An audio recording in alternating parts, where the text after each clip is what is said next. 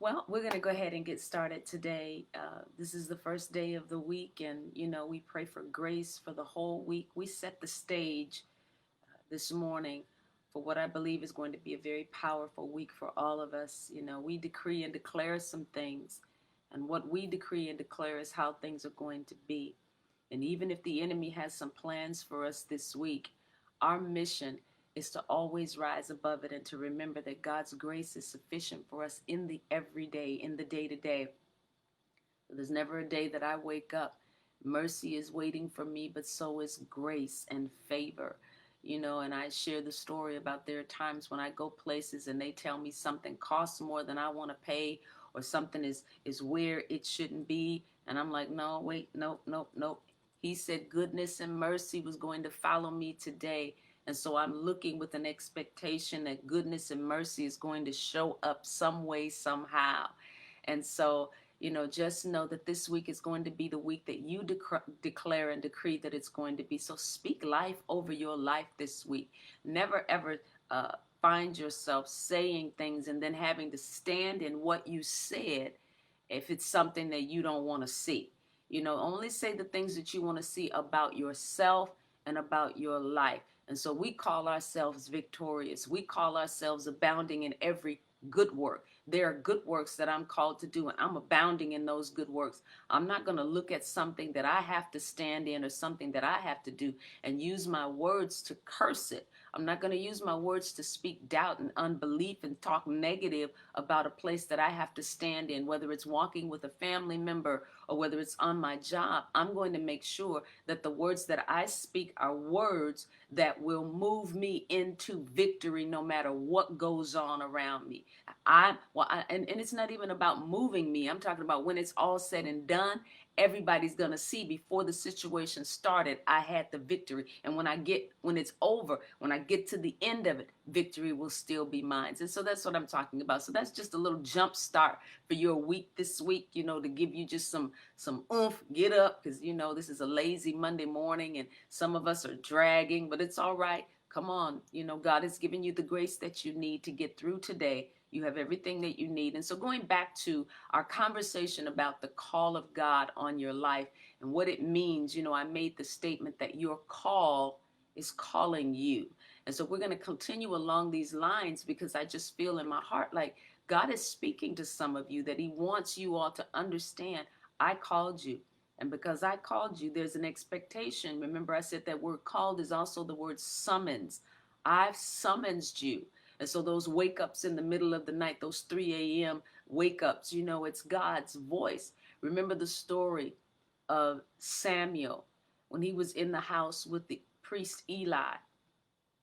Eli had become dull in his hearing the voice of God, and he allowed some circumstantial things to get in the way that really kind of moved him out of his priestly state. And so what ended up happening was God then began to speak to Samuel, and Samuel was young. And Samuel heard, somebody calling his name, Samuel, Samuel, and he would get up and go to Eli and say, you called me. And Eli was like, I didn't call you. He said, yeah, you did. He said, no, I didn't call you. Well, that happened a few times. And then finally Eli said to Samuel, listen, that's the Lord calling you. And if he calls you again, all you have to say is, yes, Lord, your servant hears. And that's what God is looking for some of you and me, is for us to just say, yes, Lord. Stop fighting with the fact that you're waking. Why am I waking up at 3 and 4 o'clock in the morning? Because God is calling you, because God is summoning you. So just look at it that way and just say, yes, Lord, your servant hears. And so what did I say? We said that your calling you means that what's on the inside of you, like Moses, has gotten too big to stay inside of you. It's looking for expansion. It's looking for fulfillment. It's looking for the way for you to receive or walk in all that God has for you. And you'll have to become very good at recognizing, hearing God's voice, and then responding to it. And so we're talking about being committed to the call of God. And so it's you taking your eyes off of the things, like I said last week, that brings you pleasure and looking at the things that have been ordained of God. And so it's time for you, for me, to come to grips with the fact that, God has called me, and say, yes, I'm called. There is no doubt about it. God has placed his hand upon my life. His hand is heavy on me. I think Job or one of the prophets of God said, his hand is heavy on me. And he's placed his call on our lives according to Romans chapter 8, verse number 29 through 30. Look at what it says. It says, for those he foreknew, of whom he was aware and loved beforehand. He was aware of you beforehand, and he loved you beforehand. He also destined from the beginning to be molded into the image of his Son and share inwardly his likeness, that he might become the firstborn among many brethren. And those whom he has foreordained, he has also called. And those who he has called, he has also justified. Meaning, I didn't just call you and then didn't give you what's necessary to be able to stand in that calling. I shaped you. I positioned you to be able to stand in that calling. So within that calling, you also have the goods to be able to stand there. But why? Because God gave them to you. He made sure that he justified you. He acquitted you. He made you righteous, putting you into right standing with himself. Remember, he's the judge of all the earth. And if you stand up right before God, it doesn't matter how you stand up in front of men. If you stand up righteously before God, it's just a matter of time before you'll find yourself standing righteously before men. And so he said, for those he called, he also justified. If he foreknew you, he knew you first, then he called you, then he equipped you. And so that's the thing that you've got to remember. You got what it takes to do what God has called you to do. I don't care what kind of mistakes that you may have made or how many times you attempted it and it didn't work. God has called you. And it's really important for you to find out where it is that you're to be and then work that thing. Stand in it well. You know, tonight begins the first class for our World Bible Training Institute. We are training ministry leaders, and tonight is the first class for some of our leaders. And those of you that didn't make it in and you want us to train you for the work of the ministry, WBTI.org. Go in there, reach out, and our school director, she'll get to you and let you know what you need to do. But anyway, we were talking yesterday and we were talking about Google and how, we get into some of these platforms and some of the things that Google is trying to do. And I said to her, some of these things were not working well. And I said to her, Google was designed to just give you information. They weren't necessarily designed for all of this. They've moved into these other markets. But where Google stands up really strong is giving you information, and so sometimes when you are called to do something, but you find yourself doing something else, sometimes, you may not do that something else as well as what you're called to do. And so you'll be at best average at something, but you're very good at what it is that you've been called to do. And so our mission is to get ourselves where we have been called. Because I'm telling you, my gifting manifests itself as long as I stay in the place that I'm called. But when I try to step over and do something that somebody else is called to do, that's where I end up making mistakes, getting in the way, blocking ministry for other people, blocking opportunities for other people. And I don't want to do that. And so I want to stay with where I'm good, where I'm graced, where I'm gifted, where I'm called. And so it's important for you to know it, because too many people are struggling with it. Too many people are struggling with whether or not they've been called. Yes, you have. Are you called necessarily to what I'm called to? Probably not. But you're called to something. And so you don't want to struggle with it. You want to embrace it. You want to accept it, walk in it, and then move forward in it. Because before the foundation of the world, 1 Peter chapter 2, verse number 9 says, God appointed you that you should serve him by serving others. And so you've been called. Stop fighting it. You're called. I'm going to say it a couple of times today. You may not look like me. You may not act like me. You may not talk like me, but thank God you're you. Do you. I love what Tim McMurtry of Tim McMurtry International says. Tim McMurtry is one of my mentors. He's somebody that I draw from, I lean on. I love his ministry. I love the way he talks. I told him he's the smartest man I know. But, when you think about it, one of the things that he says is that you can't beat me being me. Ain't nobody fresher than me. Now, those are Tim McMurtry's words. He believes that about himself. When he walks in a room, all of him shows up, as Dana World-Patterson says. And so there's too many of us that are resisting the very idea that we could be called. We think because we don't have a ministry or a business like somebody else that we're not called, but yes, you are. Your place in life is just different than theirs. And because we're different, you got to learn how to rock your differences and value the fact that I may not be like somebody else, but there's great worth in what I do have to offer. And then work that. Get your eyes off of everybody else and put your eyes on what you have been called to do. What's in your heart? Don't think, well, it's not relevant, but it's in your heart. So if it's in your heart, then that makes it relevant. If it's in your heart, that means that somebody needs what you have, right? And so the people that you've been called to affect are different, just like you're different. And they need you to be you so that they can be free to be them. I have a public ministry and I've been privileged to travel to a lot of places doing a lot of things. But my grandmother, when she passed away, nobody ever knew who she was outside of her local church. People on my block knew who she was, but nobody knew who my grandmother was outside of her local church. But she had a very strong ministry. And until she was 81, she was praying for people and baking cakes and pies for people. She was visiting nursing homes and the sick and the shut in. And whenever somebody was sick, she would visit them and bring them, something sweet. And she was also a woman who visited, like I said, people in nursing homes. And every weekend she was there poring over the scriptures, praying with people, singing songs with them. And in her lifetime, my grandmother ministered one-on-one to more people than I have to this day. It's a powerful thing. And so your calls are significant, but they're not the same. And so it's time for us to embrace who we are and what we have and where we're going, right? So let's get back to this. Let's get back to understanding that I may not be you. I may not talk like you. I may not be as eloquent as you. I may not be, as charismatic as you. But there's great value and worth in me. And so too many of us are too busy and overconsumed looking at other people, and we're ending up missing what God uniquely has for us. And that's not the only thing. There's another thing that we've got to be careful of, is being consumed with your own agenda and your own stuff. These things will result in you becoming dull of hearing the voice of God. When you consume yourself with just your stuff, then you end up missing out on the direction that God has for you. You'll become dull in your ability to hear his voice. And you want to be sharp. You want to be able to hear what the Lord has to say. I thought about something that a man of God once said. He said he was praying one day and he said to the Lord, it seems that people used to get healed easier in the 40s and the 50s. But then God said to him, yes, but people's consecration to me was greater. And so we've got to get back to living sensitive to the leading and the direction of God.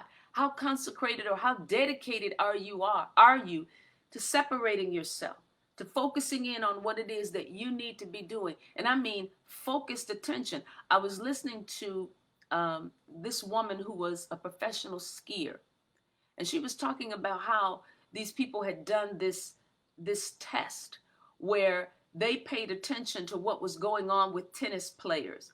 And they realized that there were some tennis players who could strengthen themselves right in the middle of playing the game of tennis. And so between the time that the ball was going from one person to the next, the other person, when they hit the ball, then they begin to do something else. What were they doing? They were focusing.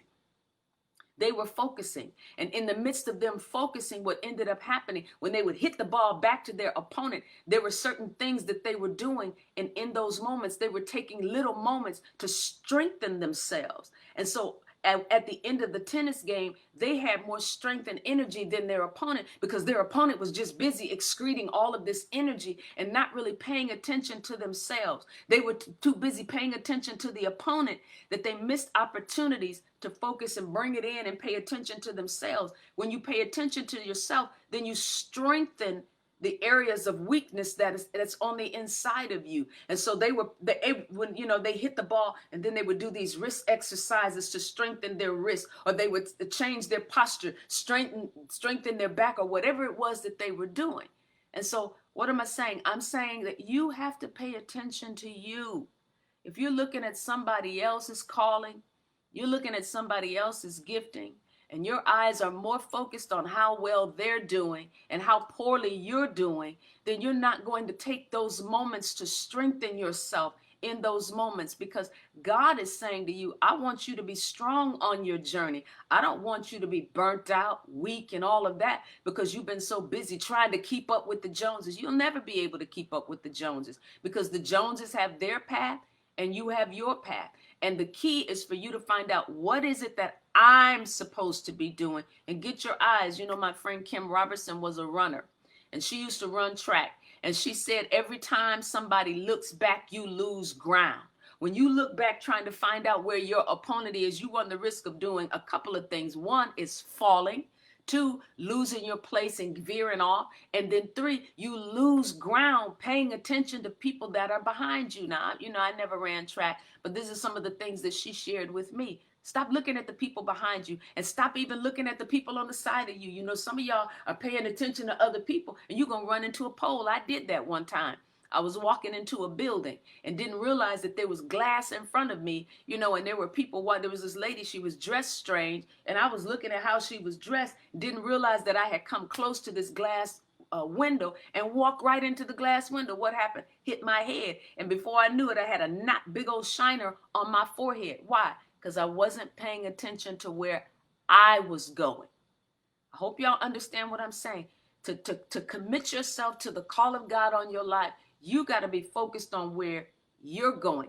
Laser focused. And every day, bringing yourself in, shutting out everybody else, shutting out everything else, and bringing your focus in so that I'm just looking at what it is that I believe that I'm called to do. Because that's where excellence is developed. Excellence is developed in you doing and massaging the things that you've been called to do versus having your hand in this pot, that pot, that pot. No. Bring it all in. Bring it all, because we don't want to be a jack of all trades and a master of nothing. No, we want to take what we feel like we're called to do, find people that can help us develop it, and then get into the fullness of it. And so that's what I'm talking about today. And so God's grace and his mercy, it all kicks in when we make a decision to bring ourselves into alignment with God's will and execute his plan. And so when you're called, when that thing that God has ordained for you begins to rumble on the inside of you, and it starts pushing its way to the forefront of your life, you cannot ignore it. Don't ignore it, because that's where your greatness is. That's where your financial abundance is. The moment you begin to sense an upward pull from within your spirit, that's the moment that you need to stop, drop, and roll. Stop moving. Just stop everything. God, what are you saying to me? Drop what you're doing and roll your heart out before the Lord. You know, I love that. Stop, drop, and roll. Allow God to reveal to you what he's looking for, what the next step should be. You know, don't just go and just step into, God gave you an idea for, to do something. And because you got the idea, you feel like, I got the idea, now it's time. No, timing is just as critical as the call. You know, when you have a baby, you carry a baby, and a baby is born. You know, I've had the unfortunate opportunity to walk with a lot of women who have lost babies. And I've been in the hospital where women have delivered babies and the baby had not developed any skin yet. It was just this burnt little, I've seen babies in so many different forms. And that's what it's like when a baby is born undeveloped. And so underdeveloped. And so what we want, there are babies that are born with no eyes, no hands, no legs, because parts of the body did not develop. And that's not what you want. You want the baby of the vision, of the calling, of the business, of the ministry, whatever it is that you've been called to do. You want it to be born. You want to carry it out full term. 9 months is what it takes to carry a baby. And for a baby to be born full term. You want your vision to be carried out full term before you execute it, because if you step out before it's time, then you run the risk of things not being developed. And then that means that when it is time for you to step into it, you're going to have to work harder and take energy that should be focused on just feeding the baby, developing the baby, teaching the baby, training the baby. Now you got to deal with the fact that you got to pay attention to bathe the baby's eyes. The baby's eyes were not developed. There's parts and elements of the baby that didn't get developed. And so you have to take time and attention away from feeding the baby, developing the baby, to now nurturing a deficiency in the baby. And that's not what we're talking about where your business and your ministries are concerned. So you want to put these things before the Lord so that when he downloads to you, you also have the timing. When is the time? Lamentations 2:19 says, cry out to God in the night hour. Pour out your heart before the face of God like water. That's prayer. Pour out your heart. What's in your heart? Pour out that vision, that dream, that desire, that business plan. Put it before the Lord. Let him give you the instructions. Let him tell you when it's to be done. And so the picture being painted here is a person who has something deeply lodged in their heart that won't even allow them to sleep at night. And whatever it is, it's got to come out. It's got to come forth. I've been there. I've been that person that's walking the floors when my whole family is asleep because this vision that's in me is too big to stay in me. It's something lodged within the inner recesses of my being. It's living and it's breathing. It doesn't want to wait. It doesn't want to hold out anymore. It's looking for expression. And at the appointed time, it's going to come looking to come out into the earth. And when it's time, it is not going to wait. It's going to stand up. But if you are not conscious of that, if you don't understand that, then you'll just think, man, I have this desire and I can't, and nobody will help me. It's not being realized. And then those are the people that are walking around in life feeling depressed, feeling like their life is not significant. It's because that thing that's on the inside of them needs to come out and they don't know how to get it out. And so he said, get up, meaning bring your life to the possession, not just the position of a standing up and erect posture. Bring your life up, get up. Bring your life up. He's saying, don't lie down on what God has put on the inside of you. Don't be lazy. Don't be passive about it. Get up, get yourself to the next level. Remember what I told you, the word arise. Yesterday we had Chip Brim with us. And he's the one that told us that word arise means get yourself to the next level. Bring your whole being to the attention of what's going on inside of you and release what has been in you since the foundation of the world. Place a demand on what God has put in you, so that it'll bring you to a place of peace and ease and comfort. Move out of where you are to where God is calling you to be. And this is what the Lord is calling you and I to. This is what he's saying to you. That call that's on the inside of you is calling you. That business that's on the inside of you, it's time for it to come out. The world is waiting for it. I shared with you all that at one time I had the privilege of having lunch with T.D. Jakes. And when he said what he said the greatest businesses, the greatest ministries are those that answer a problem that people have. And so the question is are you willing to allow the gift, the calling, the passion that's on the inside of you to answer a problem that humanity is facing? No matter what it might be, are you willing to allow what's on the inside of you to be the answer to a problem that somebody is facing? I'll tell you all this story. Many years ago, I had come on the radio, and I was on the radio in China. And I got a letter from this man somewhere in China, and he said to me, I've been listening to you on a transistor radio. Can you imagine? A transistor radio. I don't even think they make those things anymore. But he said, please don't come off the air, please, because you're feeding me. And if many of you all know that there's some parts of China, where people are not allowed to practice Christianity. But he was saying, please don't come off the air, because I'm listening to you and I'm out here.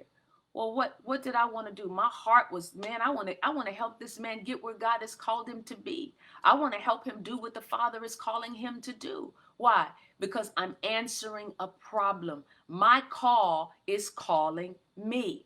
And so all of you, those of you that are writing books, those of you that are doing the things that God is calling you to do, don't just think of it in context that, ooh, God gave me an idea and I'm carrying it out. No, there's some life on the other side of what you're doing. Somebody that's been crying out to God.